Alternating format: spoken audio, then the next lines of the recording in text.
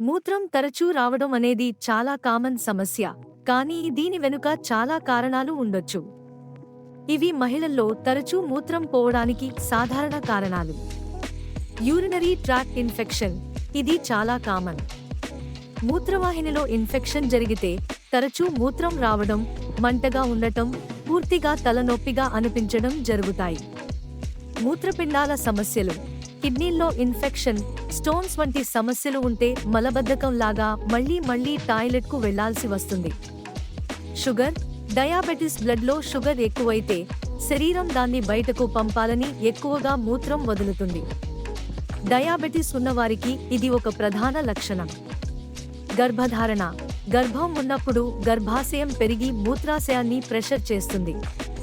అందుకే ప్రెగ్నెంట్ మహిళలకు ఎక్కువగా టాయిలెట్కి వెళ్లాల్సి వస్తుంది.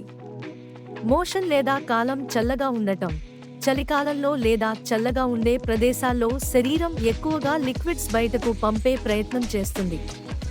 మూత్రాశయంపై ఒత్తిడి, కొన్ని మందులు, హార్మోన్ మార్పులు లేదా వయస్సు పెరగడంతో బ్లాడర్ సెన్సిటివ్ అయిపోతుంది. అప్పుడు అవసరం లేకపోయినా టాయిలెట్కు వెళ్లాలనిపిస్తుంది. ఇలాంటి మరిన్ని హెల్త్ వీడియోల కోసం మా ఛానల్ను తప్పక సబ్స్క్రైబ్ చేయండి.